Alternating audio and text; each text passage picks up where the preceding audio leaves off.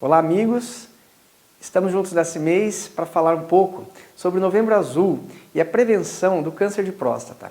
Mais uma vez, voltamos a falar sobre prevenção, especialmente nesse mês como um mês que vai valorizar a prevenção. Devemos lembrar ainda que a prevenção não se deve apenas a esse mês, que é um pretexto para nós falarmos do assunto, mas é um assunto que deve ser tratado no dia a dia, na prevenção da saúde masculina, anualmente. Então, esse mês, temos medidas, temos grupos de informação, não só na mídia, mas também até a nível de saúde pública, que vão versar sobre as medidas que fazem com que o homem procure serviços de saúde médica, especialmente na saúde do homem, para que ele tenha realmente uma prevenção adequada da questão do câncer de próstata. O câncer de próstata é o segundo tipo de câncer mais frequente entre os cânceres masculinos, né, com uma frequência aqui no Brasil de 61,61 casos a cada 100 mil habitantes, 100 mil homens especificamente. E nesse caso, esse tipo de câncer, realmente muito frequente, tem que ser abordado porque leva ao homem ter uma restrição na sua qualidade de vida ou até mesmo ceifando sua vida. E muitas vezes esse homem que tem esse câncer poderia ter sido tratado em tempo, muitas vezes preservando até mesmo a sua saúde sexual e ele não perdendo, como muitas vezes ele acaba perdendo saúde sexual e também, muitas vezes, até com complicações mais graves em outros órgãos que acabam sendo afetados pela ocorrência de metástase. Mas nesse caso ainda, nós devemos falar que as medidas mais simples, elas realmente salvam vidas. Por exemplo, na procura médica para uma assistência na prevenção, se vale principalmente de um toque. E aí o médico, o profissional médico que vai atender esse paciente, pode ser um clínico geral ou mesmo especialista na urologia ou na geriatria, ele acaba avaliando o paciente já numa fase, às vezes, muitas vezes inicial, né? Não só de um aumento prostático, mas diagnosticando a possibilidade desse tumor e se esse tumor realmente foi aventado, ele passa para exames de segunda linha. Então, no primeiro momento, a gente faz um exame clínico através do toque ou mesmo um exame laboratorial, com a existência do PSA, que é um exame específico para a detecção do antígeno da próstata. Ou seja, esse antígeno, ao aumentar, indica um crescimento prostático ou mesmo a ocorrência de um tumor. E a partir daí, tendo a positividade nesse tipo de exame, mais primário, a gente passa para a investigação subsequente, muitas vezes por imagem, né?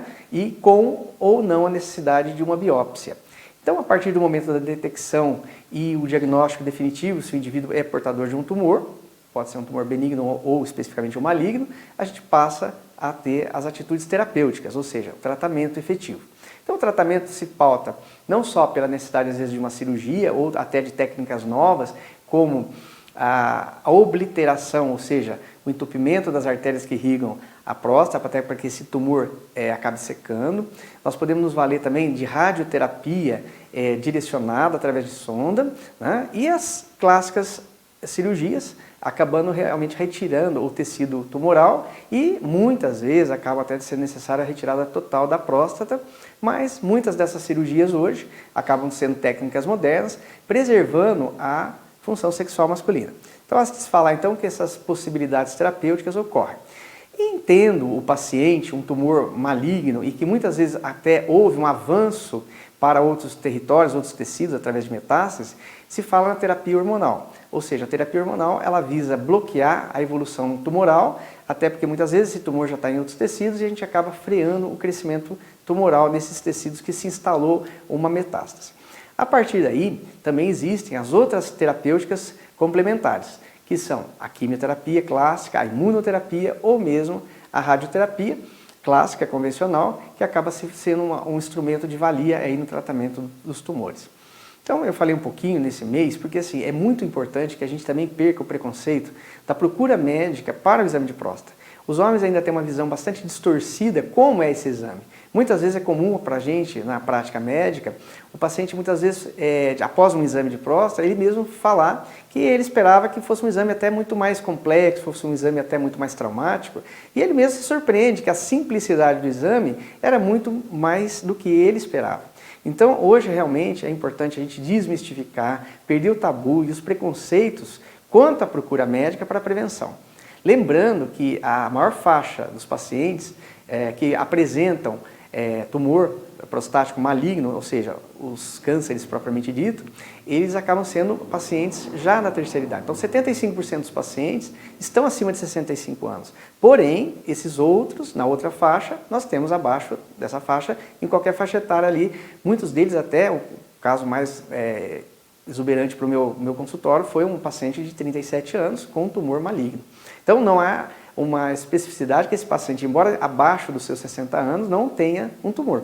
Então a gente tem que estar atento a levar para o homem o conceito da prevenção.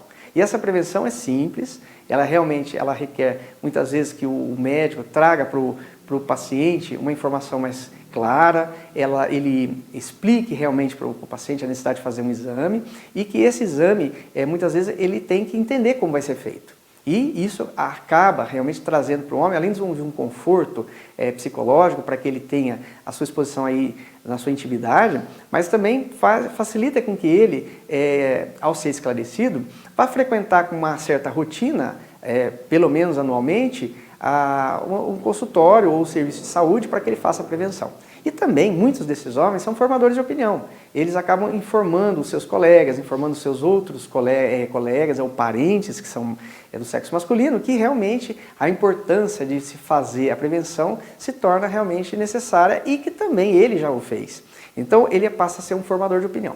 Então, eu falei um pouquinho sobre essa questão da prevenção nesse mês, que é o mês que nós ressaltamos a necessidade da prevenção e as atitudes que hoje, apesar do câncer ainda ser uma doença assim tão temida, nós temos uma grande evolução nos tratamentos. A prevenção não é atida somente a esse mês de novembro, mas ela deve ser o quê?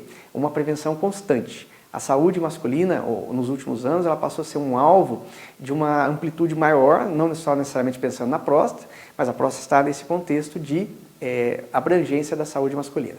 Então, eu falei um pouquinho para vocês e nós continuaremos trazendo temas subsequentes sobre a questão da prevenção de cânceres, inclusive o câncer de próstata, durante todo o ano. Então, eu fico aqui à disposição de vocês para as perguntas e também para elencar nos próximos temas mais sobre saúde masculina, especificamente agora desse mês falando sobre próstata. Um abraço.